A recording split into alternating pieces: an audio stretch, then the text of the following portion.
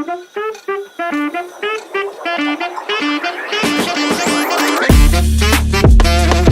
Krishna, welcome to a channel the B of law.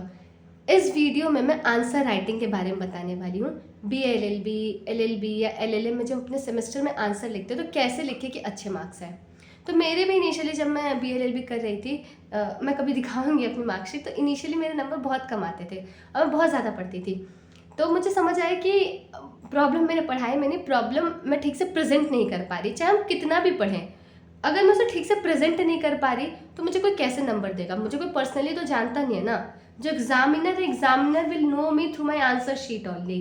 तो मेरे को अपना आंसर शीट ऐसा बनाना चाहिए कि एग्जामिनर को पता लग जाए कि हाँ, इसको ये पता है। बिना एफर्ट के एग्जामिनर जस्ट शीट पलटे ना, उसे पता लग जाए कि अच्छा इसको ये आता है, अच्छा इसको ये आता है, इसे बोलते हैं अच्छा आंसर। तो मैं कुछ पॉइंट्स बताऊंगी जिन ट्रिक्स ने मेरे लिए काम किया। मतलब मैंने काफ़ी टीचर से पूछा और जिन स्टूडेंट्स के अच्छे नंबर आते थे मैंने उन सबसे पूछा। आपकी क्लास में भी अगर कोई ऐसा स्टूडेंट है ना जिसके अच्छे नंबर आते हैं, मैं बोलूँगी बिल्कुल मत हिचकिचाओ, आप खुद जाओ और पूछो कि how are you writing answers. तो ये सारी चीज़ें तो मुझे पता चले, क्या पता आपको कुछ और भी पता चले। तो कभी भी कोई भी चीज़ एग्जॉस्टिव नहीं हो सकती है, राइट। चलो स्टार्ट करते हैं। सबसे पहली चीज़ जो है वो, जो भी आपसे क्वेश्चन पूछा जा रहा है, मैं आपको रिकमेंड करूंगी कि आप उसको डायरेक्टली आंसर कर दीजिए स्टार्टिंग में ही। ये कहानी मत बताइए। जैसे आपसे कॉन्ट्रैक्ट का कुछ पूछा गया है कि इस तरीके का कॉन्ट्रैक्ट हुआ है, अब ये बताओ एनफोर्सिएबल है या नहीं। आप पहले ही बता दो कि एनफोर्सिएबल है या नहीं। उसके बाद आप बताना कि अच्छा ये सेक्शन है, ये इस सेक्शन के अंडर आता है, इस वजह से ये वॉइड होगा या इस वजह से वैलिड होगा। वो कहानी बाद में। पहले आप क्या करें, एकदम शॉर्ट में, ज़्यादा बड़ा नहीं, 3-4 लाइन में या जो भी इस क्वेश्चन की डिमांड है उतने में पहले डायरेक्ट आंसर कर दो। एग्जामिनर जो शुरुआत में आप लिखते हो ना, एग्जामिनर उसको ध्यान से पढ़ता है। अब कोई भी बीच बीच में तो जाके इतना नहीं पढ़ता है ना, इतने ध्यान से कोई नहीं पढ़ेगा, लेकिन शुरुआत का, कंक्लूजन, ये सब कुछ चीज़ें होती है जो एग्जामिनर पढ़ता है, वरना उसके बाद तो ऊपर ऊपर से चेकिंग होती है। तो मैं हर टीचर का नहीं बोल रही, लेकिन मेजरली ऐसा टीचर्स बोलते हैं कि ऐसा होता है, ठीक है। तो शुरू में ही आंसर कर दो, तो एक आपकी एक अच्छा इंप्रेशन क्रिएट हो जाएगा। ओके, ये जो स्टूडेंट है इसे आंसर तो पता है, जो हमने पूछना चाह रहे हैं इसे पता है कि हम क्या पूछना चाह रहे हैं और ये इसको पता है, ठीक। पहली चीज़। उसके बाद आप क्या करिए, अपने क्वेश्चन में हेडिंग्स बनाइए। 2 कलर के पेन यूज़ करिए, ब्लैक और ब्लू।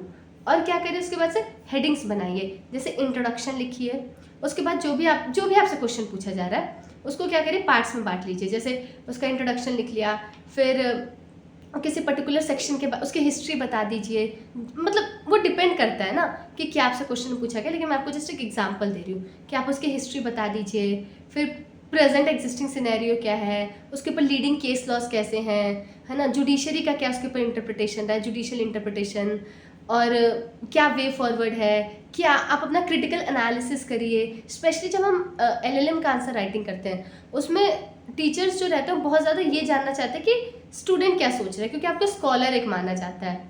तो वहाँ पे अपना क्रिटिकल एनालिसिस लिखिए, सजेशंस लिखिए, कंक्लूजन लिखिए, है ना। ये, और आपको अब ये नहीं कि जैसे मैंने बोला कि कंक्लूजन लिखिए तो आप लिख दे रहे हैं, आप बताइए अपने आंसर शीट में बाकायदा लिखिए कि इंट्रोडक्शन है, इंट्रोडक्शन हेडिंग दीजिए।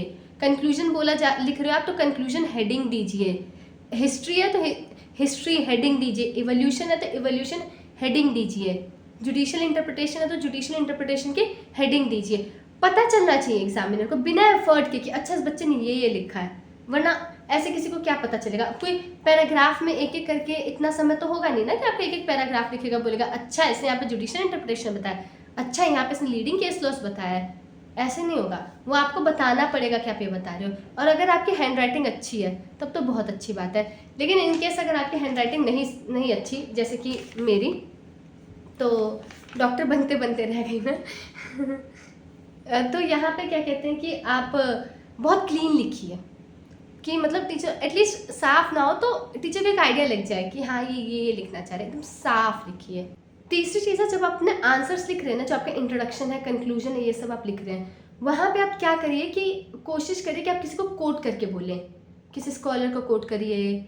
आप पढ़ के आ जाइए, मैं ये नहीं कह रही डीप में पढ़िए। जो आपके टॉपिक्स होते हैं ना, आपका सिलेबस दिया है, सिलेबस में जो भी टॉपिक्स है ना, आप उसमें से क्या करिए कि इससे रिलेटेड कोई कोट ढूंढ लीजिए। किसी फेमस पर्सनैलिटी ने कहा हो, किसी एडवोकेट ने कहा हो, किसी जस्टिस ने कहा हो, वैसे आप क्या करिए, कोट्स ढूंढ लीजिए या फिर कोई केस लॉज ढूंढ लीजिए, फॉरेन का कोई केस लॉ ढूंढ लीजिए। तो मतलब लगेगा कि कितनी वास्ट नॉलेज है। ऑल्दो आपने जस्ट एक सर्च किया है, कोई एक टॉपिक है, आपने उसके ऊपर जस्ट सर्च किया कि इससे रिलेटेड कोटेशंस क्या क्या है, इसके बारे में किसने क्या क्या बोला है, लेकिन टीचर सोचेगा आपको कितना डेप्थ में पता है।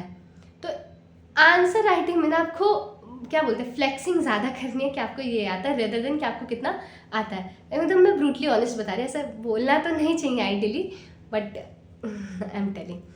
ठीक है, अब आपको क्या करना है, अब आप सोचेंगे अरे मैं ये जो इंट्रोडक्शन है, कंक्लूजन है, इतना सब कुछ लिखना, इतना सब कुछ पढ़ना, और एग्ज़ाम में याद कैसे आएगा, सेमेस्टर में तो इतना कम टाइम होता है, इतने सारे सब्जेक्ट्स होते हैं। तो इसके लिए मैं आपको एक बात बताती हूँ, मेजॉरिटी कॉलेजेस में क्या होता है, जो PYQ रहता है उसी से कहीं ना कहीं क्वेश्चन आता है। तो आप हमेशा क्या करना, मैं ये बात टोटली एक्सेप्ट करती हूँ कि हर एक टॉपिक के लिए पूरा अच्छे से प्रिपेयर करना कि उसका क्या उसका हिस्ट्री रहा है, क्या जुडिशियल इंटरप्रिटेशन रहा है, मतलब हर एक टॉपिक के लिए एक स्ट्रक्चर प्रिपेयर कर पाना मैं बिल्कुल मानती हूँ कि ह्यूमनली आपके लिए याद रख पाना पॉसिबल नहीं। आप बना तो लोगे पर पता नहीं आपको याद रहेगा कि नहीं।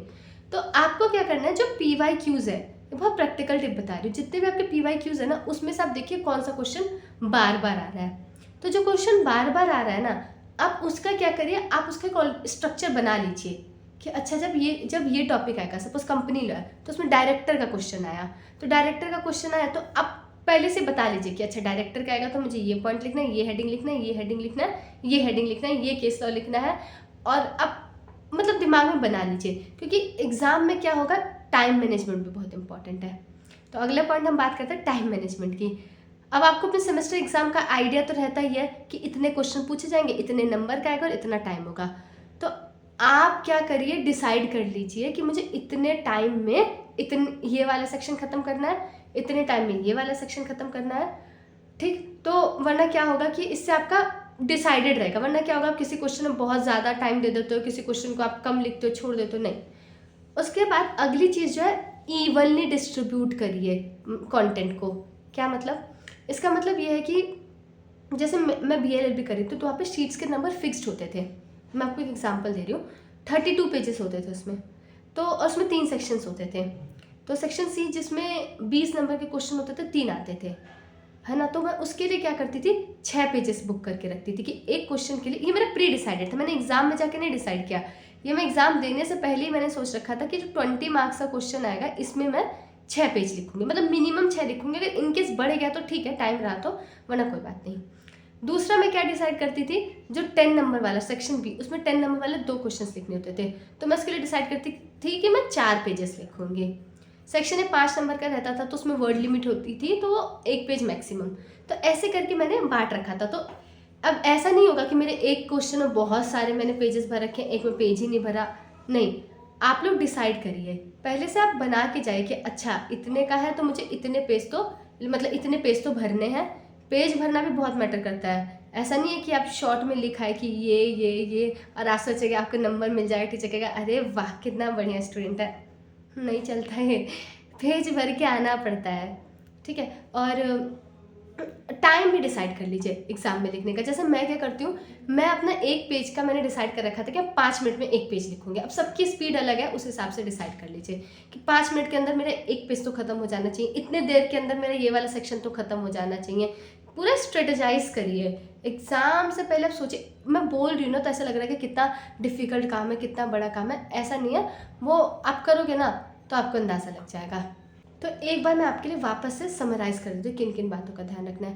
पहली चीज़, आप एकदम प्रिपरेशन लेवल्स में आपको बताती हूँ। जो आपका प्रिपरेशन है, आप क्या करिए, पहले PYQs उठाइए और देखिए कौन से क्वेश्चन बार बार आ रहे हैं, उसका एक स्ट्रक्चर प्रिपेयर कर लीजिए कि अच्छा ऐसे क्वेश्चन आया तो मैं इसमें ये लिखूंगा, जहाँ पे डायरेक्टर के बारे में पूछा मैं ये लिखूंगा, जहाँ पे वैलिड कॉन्ट्रैक्ट के बारे में पूछा मैं ये लिखूंगा। वो आप पहले से प्रिपेयर करिए, क्योंकि एग्जाम में दिमाग लगाने का समय नहीं मिलता है, इट्स अ रेस, आपको जाके लिखना पड़ता है। ठीक है, पहली चीज़। उसके बाद अब जो जितने भी इंपॉर्टेंट टॉपिक्स है ना, अगर सारे टॉपिक्स का नहीं पॉसिबल, आइडियली तो आपको सारे टॉपिक्स का करना चाहिए, बट अगर सारे टॉपिक्स का नहीं पॉसिबल तो जितने इंपॉर्टेंट टॉपिक्स है ना, आप कुछ अलग ढूंढिए। मतलब अपना आंसर करने के लिए या तो आप फॉरेन का कोई जजमेंट ढूंढ लीजिए, या जैसे मैंने आपको बताया आप कोड ढूंढ सकते हैं, उस टॉपिक से रिलेटेड आप कोड ढूंढिए, या कोई पर्टिकुलर सेक्शन है आप वो ढूंढिए, और अपना इंट्रोडक्शन और कंक्लूजन बड़े धमाकेदार बनाना, और खुद का अपना एनालिसिस करना, मतलब लिखना, सजेशन, क्रिटिकल एनालिसिस, जो आपको लगता है वो भी लिख सकते हैं, और अगर आपको ज़्यादा कुछ लगता नहीं है तो ढूंढ लीजिए, वो लिख देना। दूसरी चीज़, टाइम का और कितने पेज अलॉट करने ये डिसाइडेड रखिए कि मुझे इतने टाइम में ये सेक्शन ख़त्म करना है, ठीक है, और उस इतने टाइम में या फिर ये क्वेश्चन ख़त्म करना है, और मेरे को इस क्वेश्चन को इतने पेजेस देने हैं, है ना, और वॉच लेके जाइए, आराम से देखते रहिए पूरा पूरा। ये तीसरी चीज़ आपको मैंने जैसे पहले ही बताया कि 2 कलर के इंक यूज़ करना। अब जो भी लिखना, मतलब मैं आपसे हाथ जोड़ के रिक्वेस्ट करूँगी, अब जो भी लिखना आप हाईलाइट करना।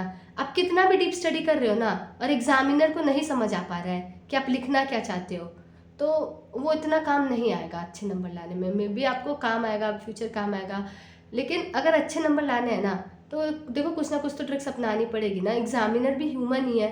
तो जितना एफर्टलेसली आप एग्जामिनर आपके आंसर शीट को पढ़ पा रहा है, उतना अच्छा आपके लिए।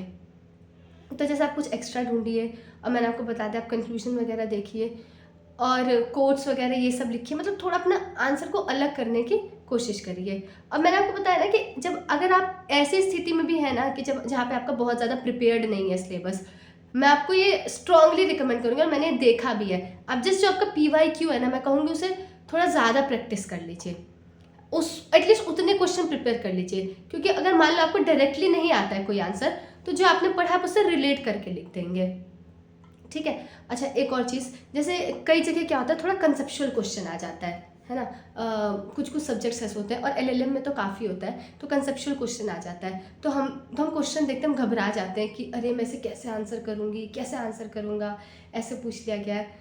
इधर घबराने वाली बात नहीं है। देखो कोई ना कोई तो मेन हेडिंग होगी ना जिसके अंडर वो पूछा जा रहा है, तो इन केस अगर आपको नहीं भी आता और आपकी मजबूरी है उसे आंसर करना, तो ज़्यादा घबराने वाली बात नहीं, मतलब जो उसका मेन हेडिंग है आप उसे डिस्क्राइब कर दीजिए, छोड़ना नहीं है।